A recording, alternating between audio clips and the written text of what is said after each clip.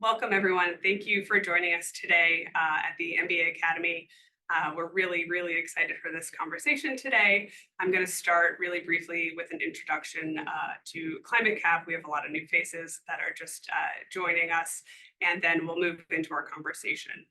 My name is Jessica Wingert. I am the program lead for ClimateCAP based here at Duke's Fuqua School of Business. And if you're new to ClimateCAP, I wanted just to share a snapshot of ClimateCAP more broadly. ClimateCAP was founded with this idea of preparing tomorrow's business leaders, which is many of you, to understand and respond to the climate challenge by mainstreaming the climate conversation in business school. It was founded and continues to be led by us here at Fuqua, but we are a global partnership of 40 business schools.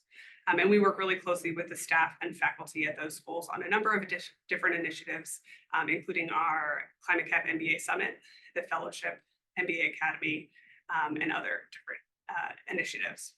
And if you haven't signed up yet for our mailing list, please make sure you do so you can stay up to date on those other events. I wanted to highlight some of our partner schools. I mentioned we have 40, but up on the screen, you can see those that are supporting ClimateCAP as both the leading and supporting partnership level. So we wanted to thank them for making this program and a lot of our other initiatives possible.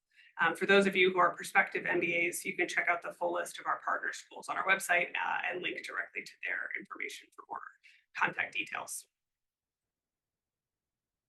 Hopefully by now you've heard of the ClimateCAP MBA Summit. This is our flagship event every year, bringing together hundreds of MBA students from around the country to network and learn about climate and business. Our next summit is being hosted by the Ross School of Business in Ann Arbor, Michigan in February, and unfortunately that event is sold out, but make sure you join our mailing list so you can get information about live streaming information and the 2025 summit. I also wanted to briefly mention our ClimateCAP MBA Fellowship, which empowers 12 fellows every year to become the next generation of climate change makers. Different parts of this fellowship include learning and development sessions, networking, as well as self-directed project work where the fellows design and implement a climate action project. Throughout the fellowship, students receive mentorship and also attend cohort building activities virtually. We've just closed the applications for our 2024 cohort, and we'll be announcing who those students are in the coming weeks. But be sure to check back within a few weeks as well to see some of the public deliverables for our 2023 cohort, which will be available on our website. And lastly, to highlight why all of you are here today, I wanted to mention that our MBA Academy virtual learning series happens throughout the academic year. So please be sure to keep an eye out for announcements of future events. We're so excited to bring these thought leaders directly to you throughout the year, and you can go to climatecap.org to sign up for future events. We've already got the sign up open for our January speaker, who's going to be Krisa Bagistas, talking about the view of the C-suite through the eyes of the sustainability officer, and that'll be on January 12th. But with that, I want to introduce you to the reason that we're here today. We have two amazing speakers, Yusuf George and Henisz.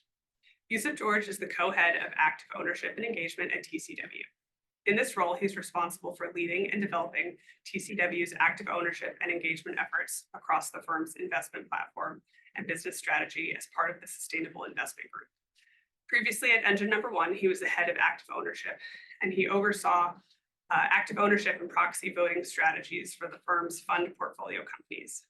Prior to that, he worked at Just Capital, where he developed and led the firm's corporate engagement strategy, oversaw the racial equity portfolio, and assisted with investor-related engagement. He began his career with Global Capital Markets Division at Barclays Capital. Mr. George is currently a member of the Board of Trustees for the NAACP, where he serves on the investment committee, and is also a member of the Board of Directors for Net Impact. He holds a BS in computer science from Trinity College.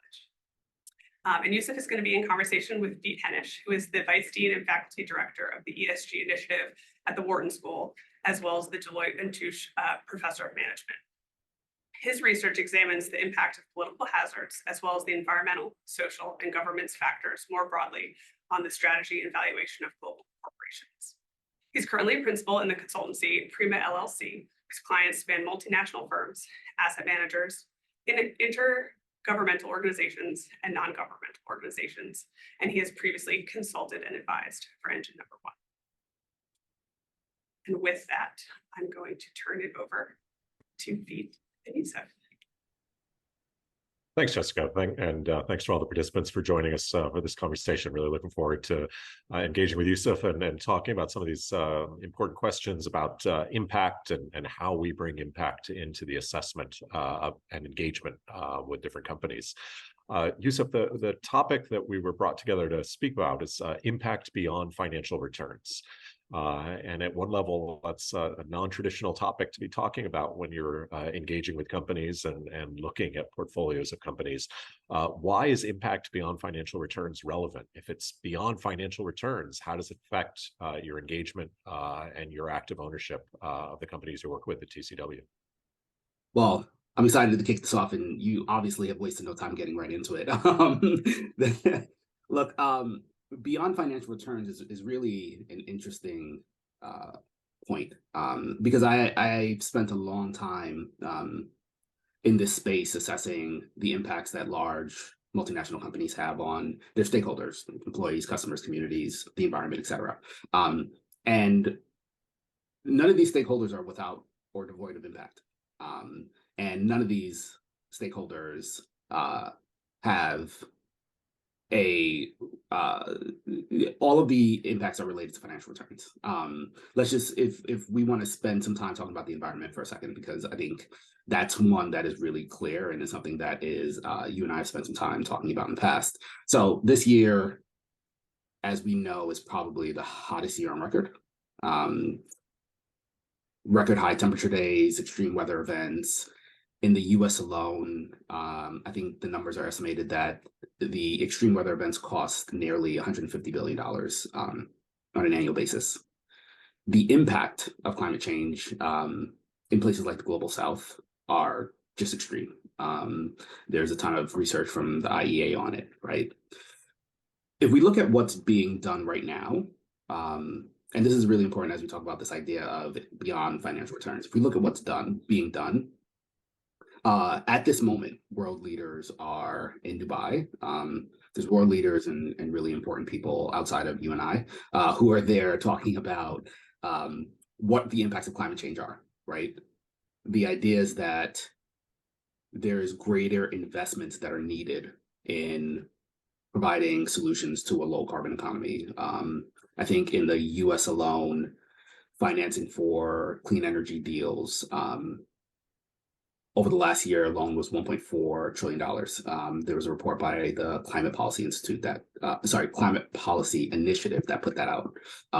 Our estimates internally at TCW are that the energy transition are going to be a $4 to $5 trillion investment opportunity on a year-over-year basis. There are climate mitigation and climate adaptation strategies that are being talked about at investment firms around the world, at large multinational companies, at academic institutions. Like this idea that impact beyond financial returns is really beyond it. No, it's embedded in it. It is a part of the business case. If I can just provide an example, just to make it a little bit tangible. So one of the big climate transition conversations that have been happening over the last few years, maybe even the last decade, is the move from internal combustion engines to battery electric vehicles.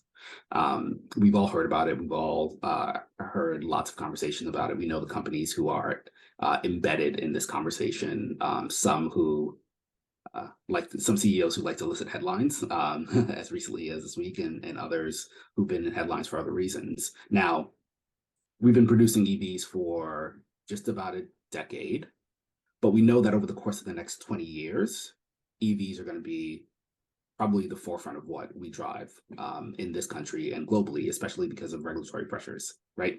So in order for this transition to happen, there's a couple things that companies need. They need critical minerals.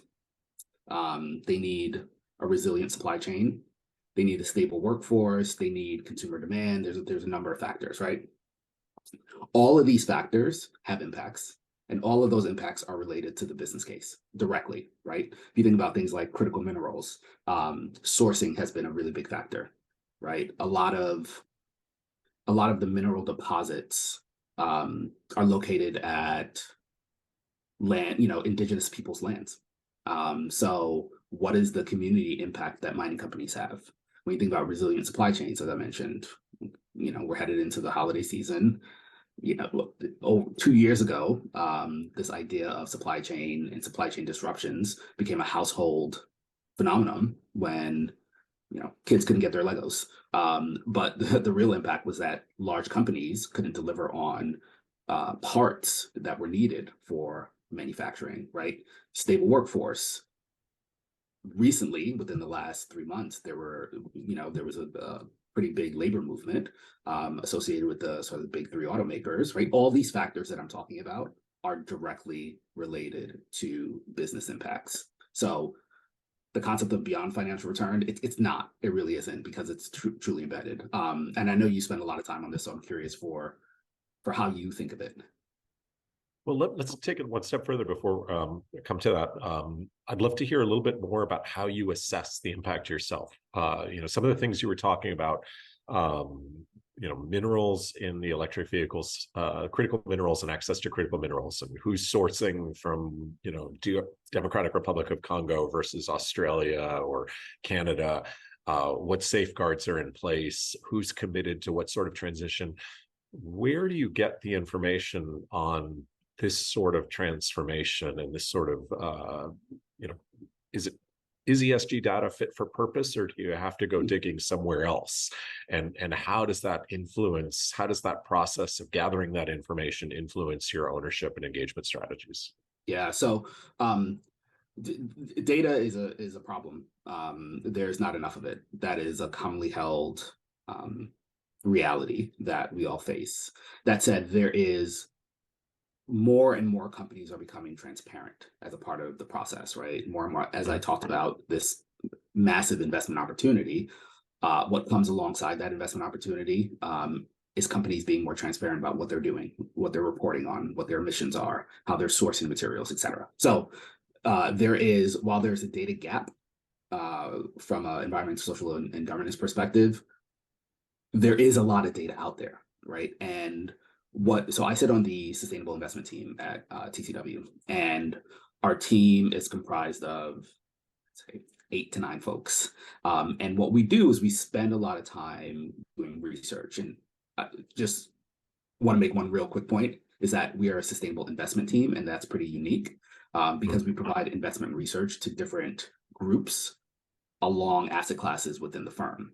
So we've created a sustainable investment framework. That investment framework looks at a number of different factors, but we take a disaggregated approach to measuring companies, to measuring the impacts that they have, to measuring their risk. And so we look at governance risk, we look at environmental and social risk uniquely, and then we look at transition risk. And then we identify data to help support that information, both financial and non-financial data. As an example, when we think about the transition risk category, in order to quantify it, what we do is we assess companies who meet 2 of 3 criteria. One is they have a credible decarbonization plan, like in pathway. 2 is there is CapEx investments into clean technologies, and then they are transparent about those CapEx investments. And then 3, they have revenue derived from non-fossil fuel related activities.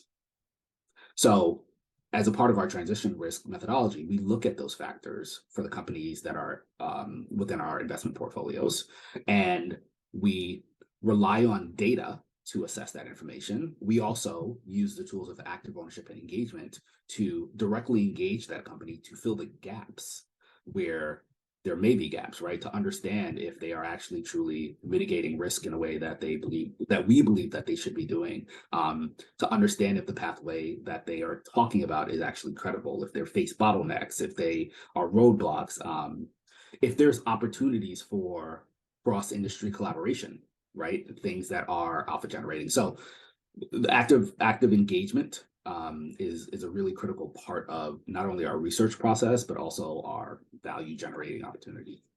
Yeah. No, I'm jealous, a little bit as a researcher. I don't have that opportunity and to have that kind of voice and get that kind of conversation going with the firms we're studying.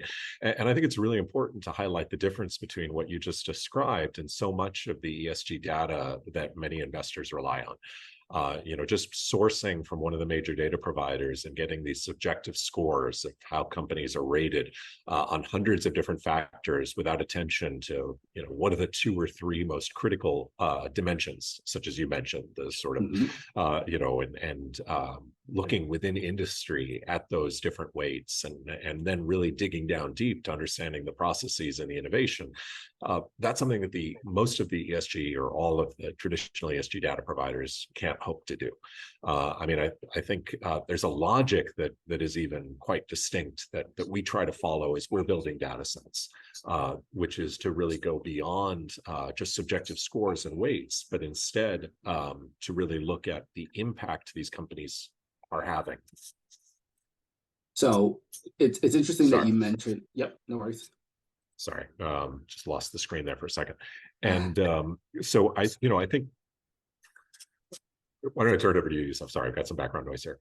Yep, no worries. It's interesting that you mentioned ratings and scoring, right? Jessica mentioned that I worked at Just Capital, and that company is known for providing ESG aggregated ratings. And there is a useful tool for ratings. And the usefulness of it is in order to come up with assessments of how companies are performing across different industry groups, across a broad swath, it can be useful information. Now, that said, that information is only useful if the methodology behind it is transparent.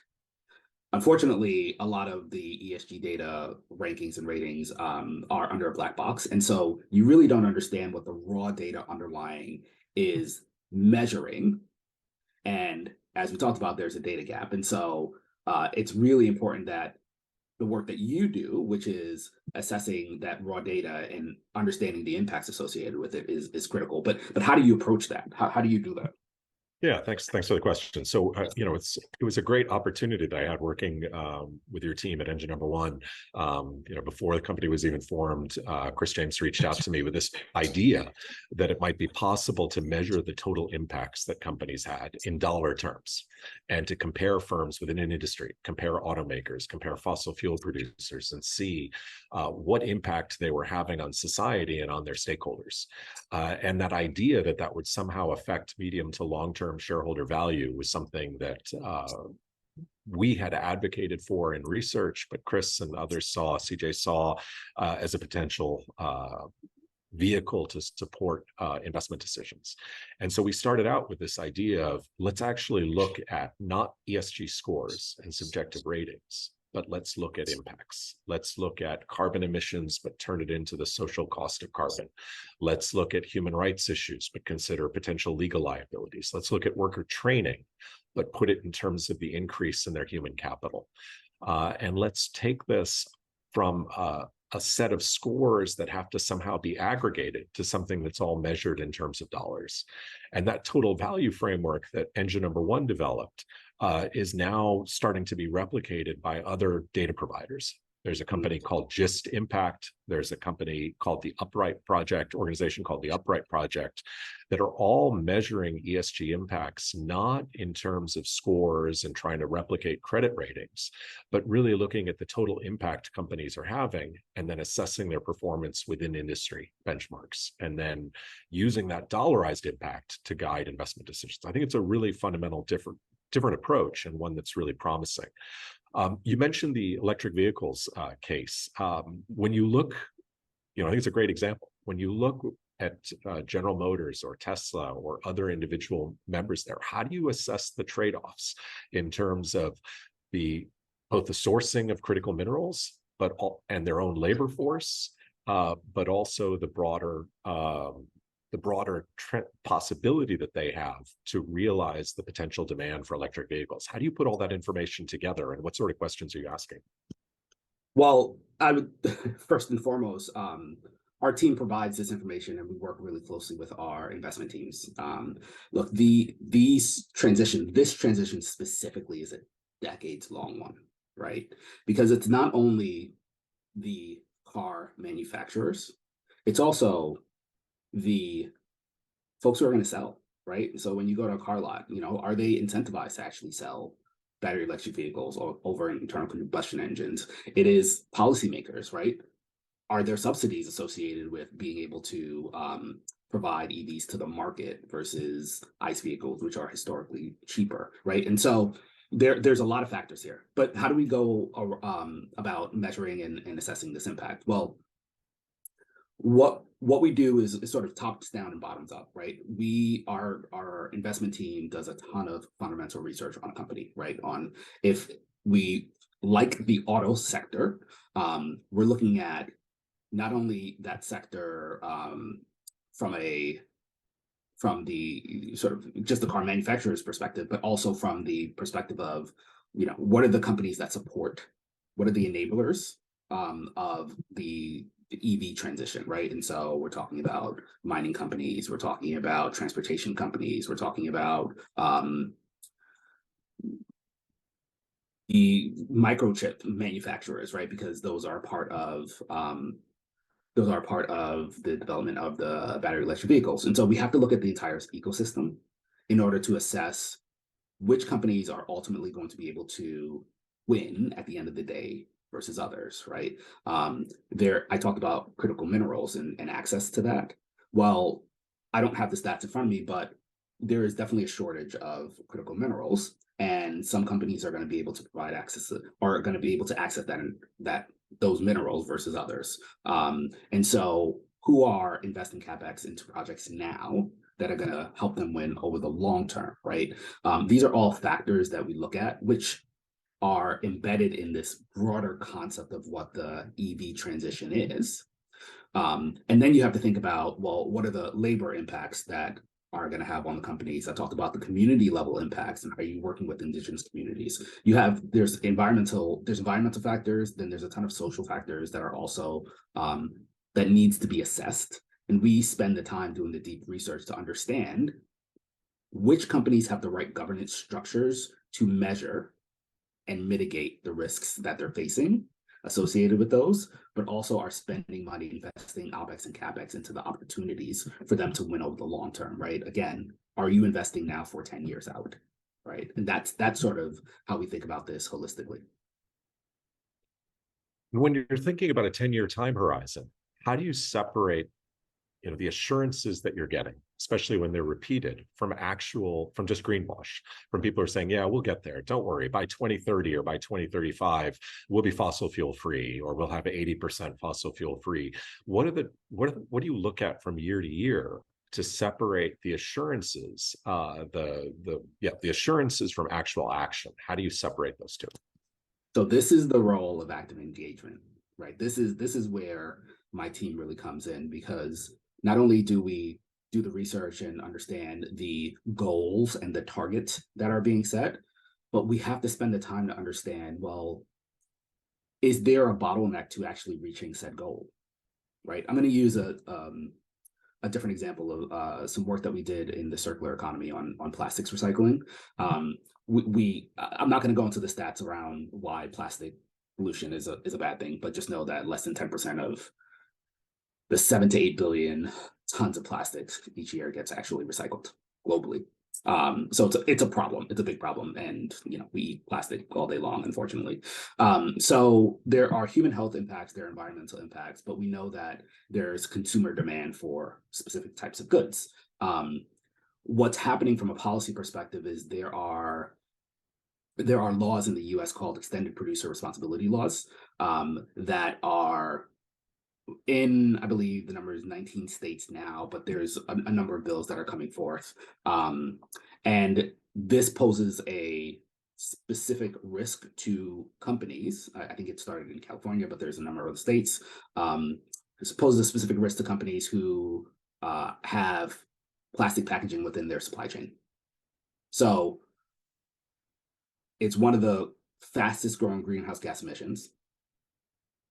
It is something that there is technology to solve, and yet there's still a massive recycling problem. Right. So what we did, part of our role as investors is to try to understand, well, where's there opportunities here? Where are the roadblocks? Where are the bottlenecks? So we spent a lot of time engaging companies within the ecosystem. We talked to consumer packaged good companies. We spoke to academics. We spoke to waste services companies. We really wanted to identify like where are the opportunities? Why are consumer packaged good companies not hitting the targets that they set out for to actually utilize recyclable content? Ultimately, what we found out was that they were not successfully able to access the raw material, which is recycled pellets, rPET. And it was also expensive. It sort of traded in line with the cost of oil with energy. And so what we did was we set out to try to engage multiple companies to set up a sort of a tri-party agreement where all companies can win and we can work towards solving this problem. So Coca-Cola was a clear leader that we engaged, who not only had these targets, but were actually investing money to try to hit those targets. Republic Services is a company, it's a waste services company. They started creating what's called a polymer facility. It's a new one-of-a-kind single stream recycling facility. The reason why we spoke with the CEOs of these companies, why we sat down with the management teams, why we engaged them, was because we saw that there could be an opportunity for these two companies to be partners. As active owners, we engaged them, we sort of showcased our business case for them to work together. In the end, they ended up doing that. Coca-Cola became the first announced client of Republic Services, new polymer facility. It was a huge win. You know, the polymer facilities are going to be margin accretive. They're going to have an EBITDA of nearly $80 million. Like the point is that we as active owners, as engaged members, are not only saying, oh, you can't meet your target. That's bad for everyone. What we're trying to say is where are the opportunities to drive added revenue and hit your targets at the same time, right? Like that is the role of active, like really deeply engaged active ownership. And were you able to do that alone at TCW, or does that take a coalition? I mean, some of our research, really highlights how important it is. You know, in the same way that one hedge fund alone can't change a company, you kind of need they talk about wolf packs of funds coming after companies. We're thinking about sort of dolphin pods of more active ESG owners making this impact. What's the role for coordination on the active ownership side, and with whom do you coordinate, and how does that work over time? So the role of coordination is an important one. I think that especially if there are industry leading practices that you want to be able to share with folks, it provides a really phenomenal opportunity to do that. Now, the engagement that I just described is one that we did on our own. And the reason for that is because we found it best to engage these companies. We had deep relationships with them, with our trading team. And so we were able to successfully do that through that avenue. That's not to say that there isn't value in collaborative groups. There absolutely is, especially, we're talking about systems change, right? And so in order to have these massive systems change, I mentioned $4 to $5 trillion opportunity in the climate transition. Well, that is not going to take one asset manager to solve that problem. And one company, right? So there are valiant efforts not only to identify best practices and share best practices and understand how the tools of engagement and active ownership are being used, but as you think about the different markets, the securitized markets, the fixed income markets, like there's tons of opportunities for groups to get together, for asset managers to get together and actually share back information on what's happening. And especially in this political climate where ESG investing has become somewhat politically polarized, there's some concerns that the kind of coordination we're describing might be a violation of antitrust or anti-competitive practice among the asset management community. Mm-hmm. Where is that line, and how do you make sure you stay on the right side of that line as an active owner? Well, this is why I have a phenomenal legal and compliance team. Look, I'm not a lawyer, and so the important thing is when we are participating in these groups, we're sharing out what is publicly available, right?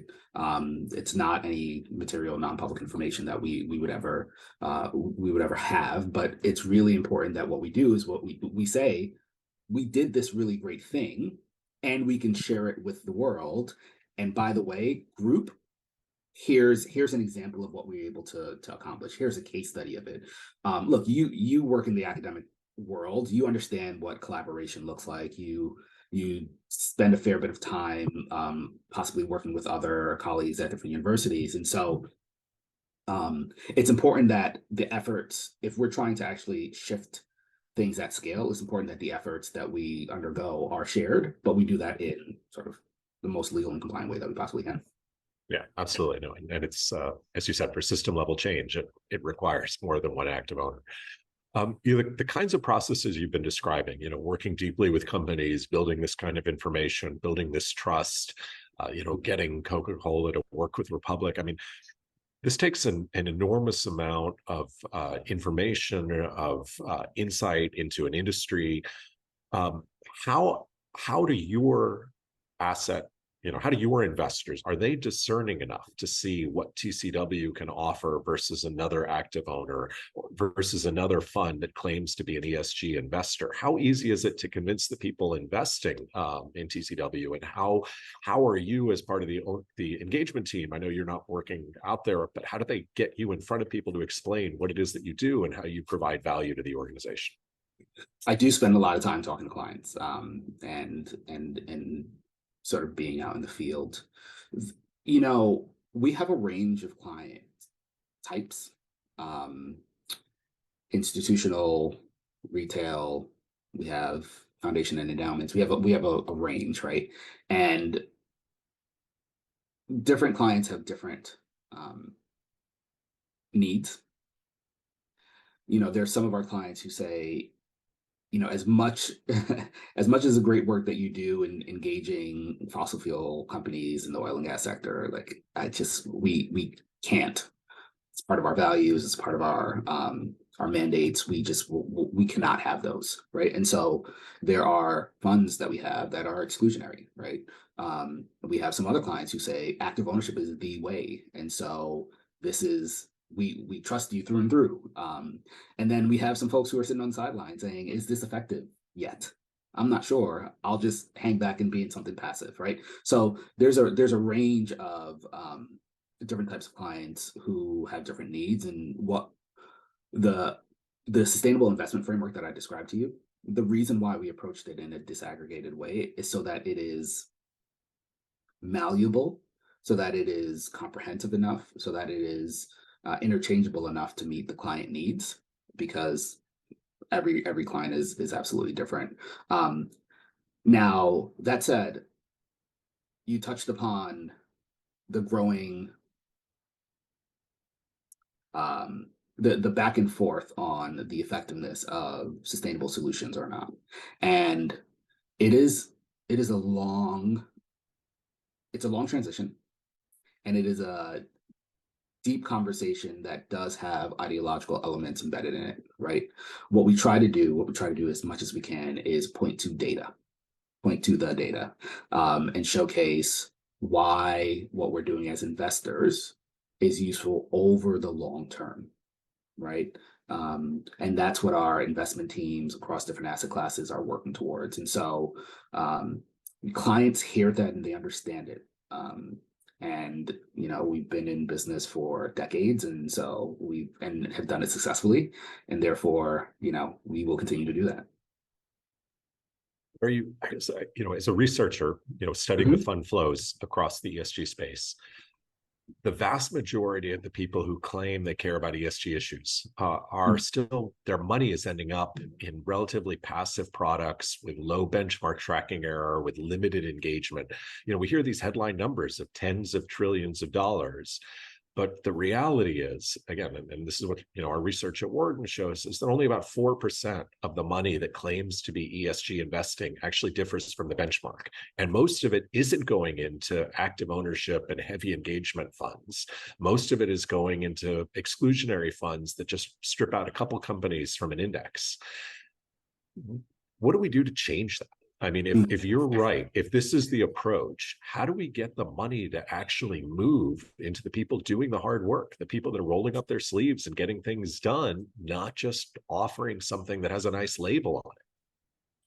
Well, this is where the role of policy, this is where the role of regulators really comes into play, right? I can speak on what we do, how even in our passive funds, we approach active ownership and engagement with deep insight, utilizing data.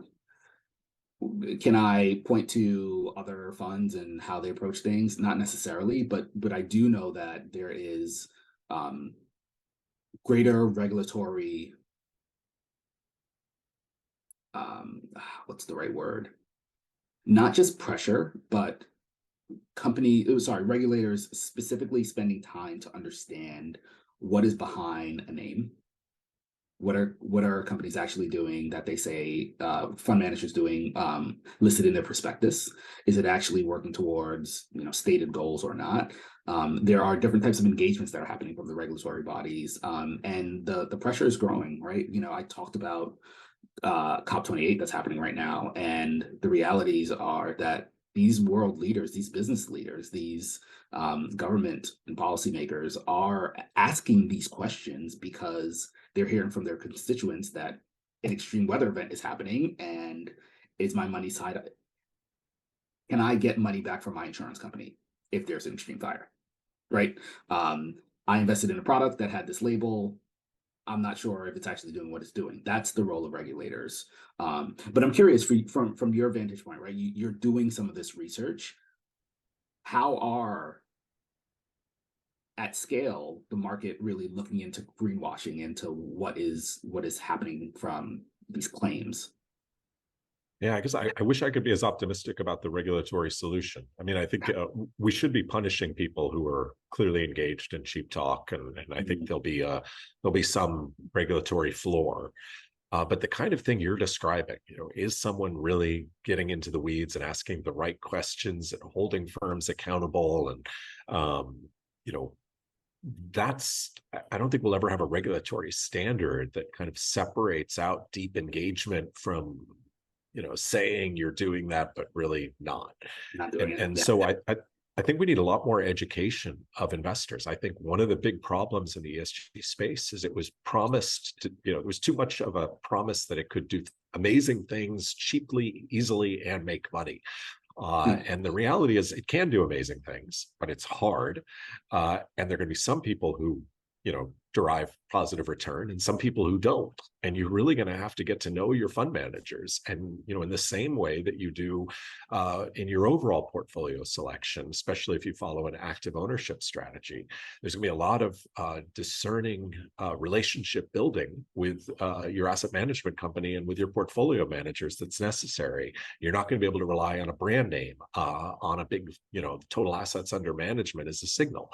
And that's a really different strategy than what we've seen. So I think we're going to need much more in people like you getting in front of the asset owners themselves and building that kind of trust and relationship.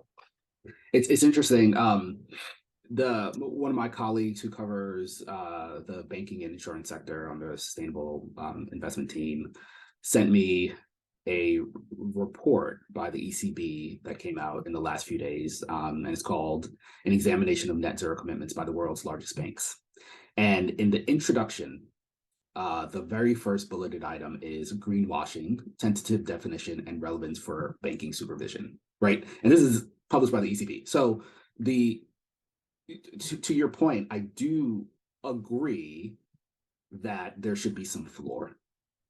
And I do believe that that I'm pretty optimistic about the regulatory bodies coming down. But I think it's papers like this and the work that you're doing that really points to, okay, well, we'll get there. Will we get there as fast as we need to? That is determined by, many market forces. Yeah, but I think, active ownership around climate action plans, not just saying I'm going to be net zero by 2030 or 2040, but really, are you on track? If this is where you want to be in 2030, okay, where do you have to be in 2025? And are you on track to that now? I think that's the type of engagement we need to see. We need to shift people away from just saying, is there a net zero target? Is there a plan? Are you making progress year by year on that plan? And that, that is work that we're working on with the broader Say on Climate initiative at the Wharton School as the evaluating partner. And I think we're starting to see that kind of depth of detail. But again, are the investors who say they care about climate catching on to that and paying attention to that? I'm less certain there, but hopefully they will. I think hopefully they will. And just the last point on this is these are hard conversations to have, right? Because they're sort of marred in this idea that, when you're talking about transition strategies, when you're talking about climate impacts, that this is beyond financial return.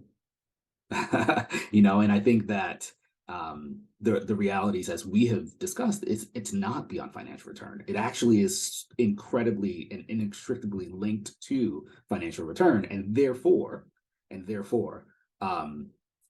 if you're not asking those hard questions, if you're not actually doing the work, then you're sort of on the sidelines and losing out.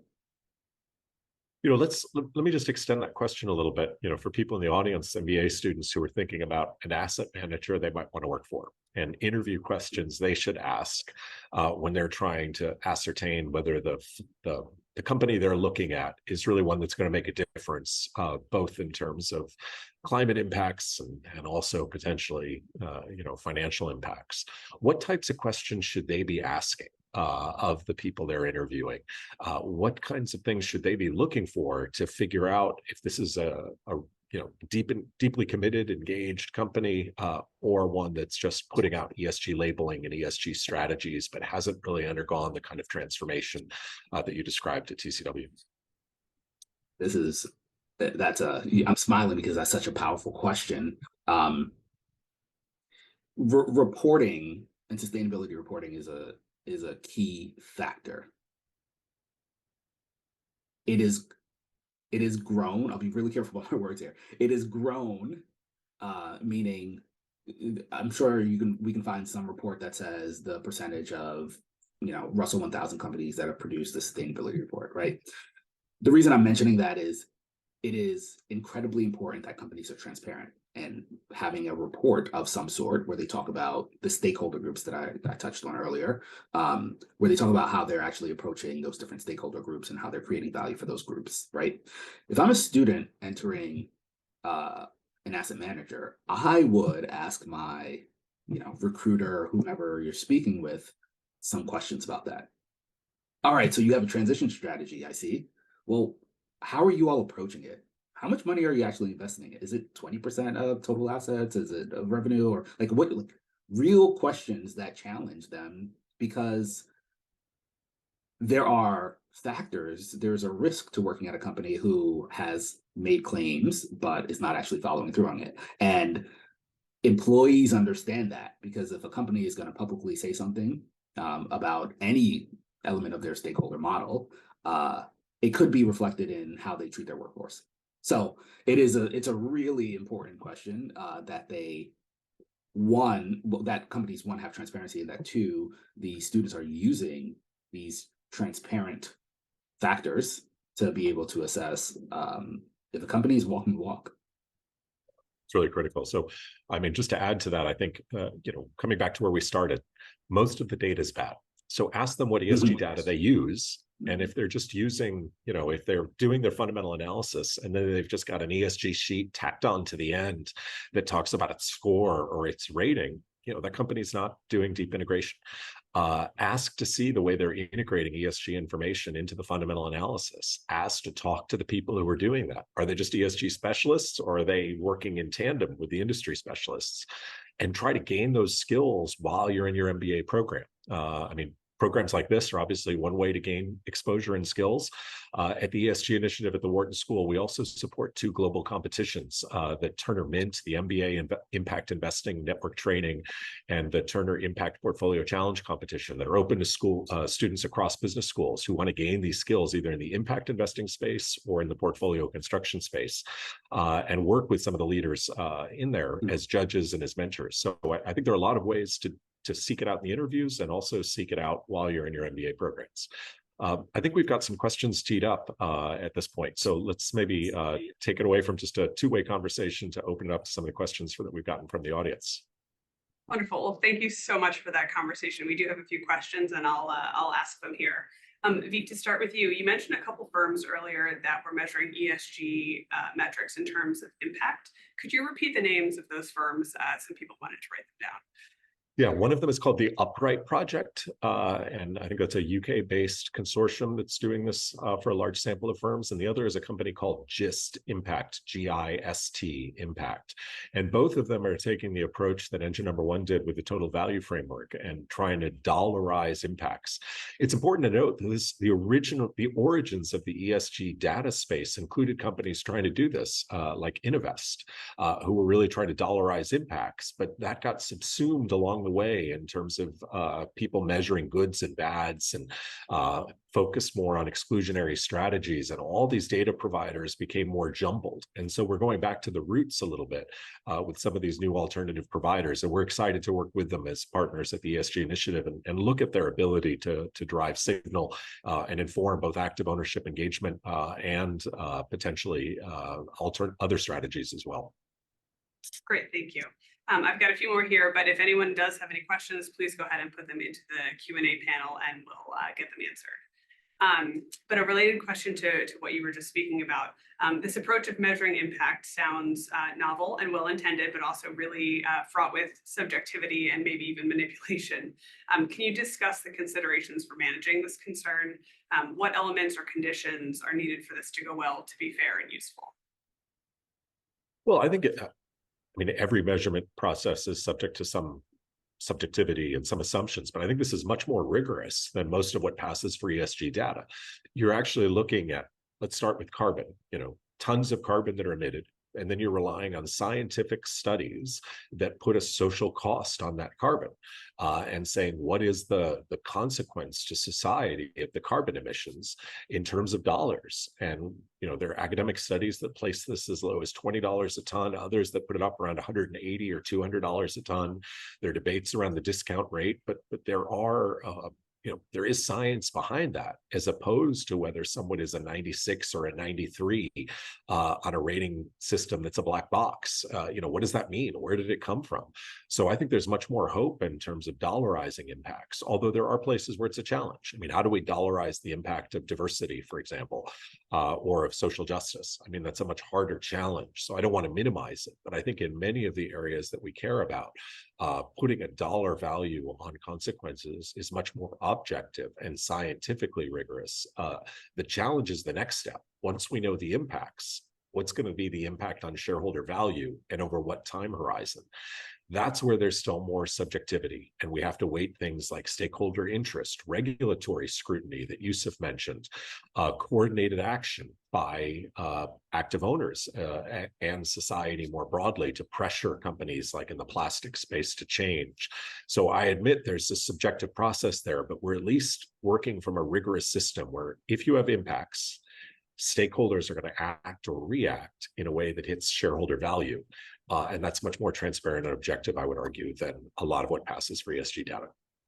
Sure. Yusuf, do you have anything to add to that before we move on? Ooh, powerful. Look, I think elements of all of that is right. And we in our work, as we continue to measure and try to assess companies across our portfolio, we spend a large percentage of our portfolio is in fixed income.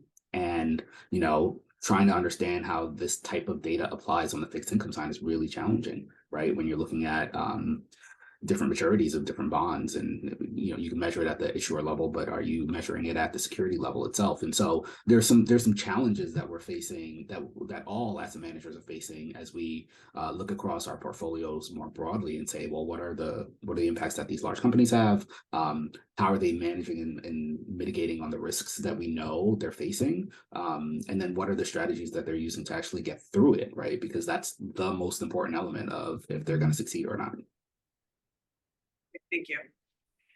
Next question. Recently, the New York Stock Exchange proposed a new listing standards for trading equity of natural asset companies. I'd be curious to hear your view on these new asset classes and the topic of ecosystem services. And that could be for either. I don't have much context on it. Yeah, I don't have much context on it. Look, I think the broader conversation around natural capital and biodiversity more broadly is one that has really picked up in the last 2 years, which is really amazing. Some work that we did back at Engine Number One was engaging companies on biodiversity and the use of oh my gosh, I'm completely blanking right now, but nature-based resources. But the thing is, it's one of the critical factors that I know investors are spending a lot of time on trying to measure. It's the biodiversity impact. So we have this planet, and we're trying to figure out how we can best continue to live on this planet, and then what role do investors play? So I'm glad to hear that the stock exchange has new rules associated with it, and it goes back to our conversation of, like, what is the ecosystem doing? I talked about regulators, we talked about companies, we talked about investors, but stock exchanges definitely plays a role.